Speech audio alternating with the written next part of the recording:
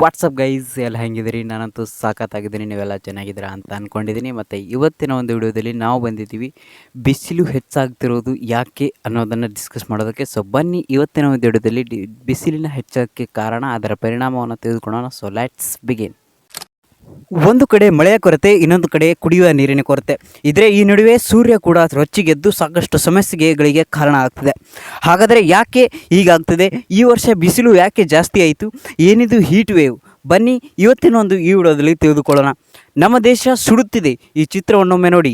Heat ವೇವ್ನ ಕಾರಣದಿಂದ ಇದು ಕೆಂಪಾಗಿ ಕಾಣ್ತಾ ಇದೆ. ಅಂತಂದರೆ ಈಗ ಸೌದಿ ಅರೇಬಿಯಾ, ಒಮಾನ್, ಸುಡಾನ್ ದೇಶಗಳಿಗಿಂತ ಹೆಚ್ಚು ಬಿಸಿಲು ನಮ್ಮ ಭಾರತದಲ್ಲಿದೆ. ಈ ವರ್ಷ ಭಾರತ ಅತಿ ಹೆಚ್ಚು ಬಿಸಿಲಿನ ವರ್ಷ ಆಗಲಿದೆ ಅಂತ ಹೇಳಲಾಗುತ್ತೆ. ಸೂರ್ಯನ ತಾಪ ಭಾರತವನ್ನು ಬಡರಾಷ್ಟ್ರವನ್ನಾಗಿ ಮಾಡುತ್ತೆ.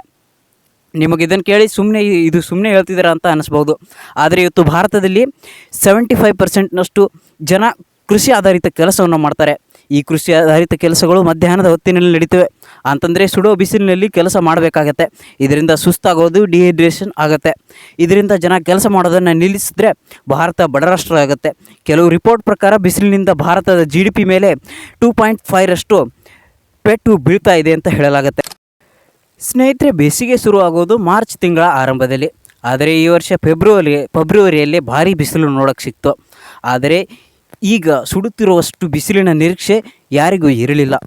ದೇಶದ ತಾಪಮಾನದ ಕುರಿತು ಹವಾಮಾನ ಇಲಾಖೆ ಭಾರಿ ಎಚ್ಚರಿಕೆಯನ್ನು ಕೊಟ್ಟಿದೆ. ಮುಂದಿನ ದಿನಗಳಲ್ಲಿ ಹೀಟ್ ವೇವ್ ದೊಡ್ಡ ಮಟ್ಟದಲ್ಲಿ ಸುಡುತ್ತೆ ಅಂತಲೂ ಕೂಡ ಹೇಳಲಾಗಿದೆ.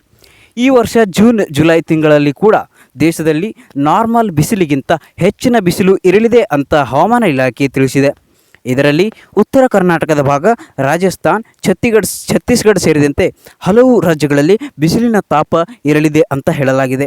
ಮುಂಚೆ ಹೀಟ್ ವೇವ್ ಕೇವಲ 4 ರಿಂದ 5 ದಿನ ಮಾತ್ರ ಇರ್ತಿತ್ತು. ಆದರೆ ಈಗ ಅದು 10 ರಿಂದ 20 ದಿನಗಳಿಗೆ ಎಕ್ಸ್ಟ್ಯಾಂಡ್ ಆಗಿದೆ ಅಂತ ಹವಾಮಾನ ಇಲಾಖೆಯು ಹೇಳಿಕೆಯನ್ನು ಕೊಟ್ಟಿದೆ.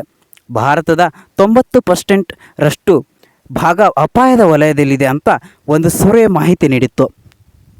ಸ್ನೇಹಿತರೆ, ಹೀಟ್ ವೇವ್ ಅಂತಂದರೆ ಟೆಂಪ್ರೇಚರ್ ಸ್ಟೇಷನಲ್ಲಿ ತಾಪಮಾನ 40 ಡಿಗ್ರಿ ಸೆಲ್ಸಿಯಸ್ ಅಥವಾ ಅದಕ್ಕಿಂತ ಹೆಚ್ಚಿದ್ದರೆ ಅದನ್ನು ಬಯಲು ಸೀಮೆಗಳಲ್ಲಿ ಹೀಟ್ ವೇವ್ ಅಂತ ಕನ್ಸಿಡರ್ ಮಾಡಲಾಗುತ್ತೆ.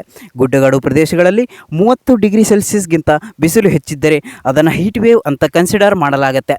ಸ್ನೇಹಿತರೆ, ಈ ಬಿಸಿಲಿನ ತಾಪಮಾನ ಹೆಚ್ಚಳಕ್ಕೆ ಕಾರಣ ಗ್ಲೋಬಲ್ ವಾರ್ಮಿಂಗ್, ಮರಗಳನ್ನು ಅತಿಯಾಗಿ ಕಡಿಯೋದು, ಗುಡ್ಡಗಾಡು ಪ್ರದೇಶಗಳಲ್ಲಿ ನಗರೀಕರಣವನ್ನು ಮಾಡೋದು ಈ ತಾಪಮಾನಕ್ಕೆ ಹೆಚ್ಚಳಕ್ಕೆ ಕಾರಣ ಆಗುತ್ತೆ.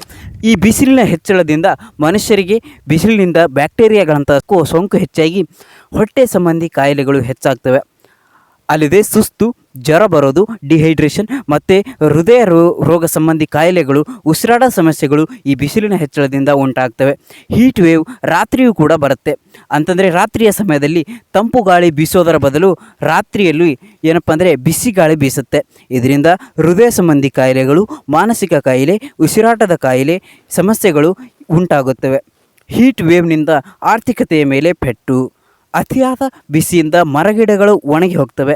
ಅಲ್ಲದೆ ಗೋಧಿ, ಭತ್ತಗಳಂತಹ ಬೆಳೆಗಳು ನೀರಿಲ್ಲದೆ ಒಣಗಿ ಹೋಗ್ತವೆ. ಇದಲ್ಲದೆ ಸಣ್ಣ ಪ್ರಮಾಣದಲ್ಲಿ ಇರತಕ್ಕಂಥ ತರಕಾರಿ ಅಥವಾ ತೋಟಗಾರಿಕೆಯ ಬೆಳೆಗಳು ಕೂಡ ಹೀಟ್ ವೇವ್ನಿಂದ ಸತ್ತು ಹೋಗ್ತವೆ ಅಥವಾ ಒಣಗಿ ಬಿಡ್ತವೆ.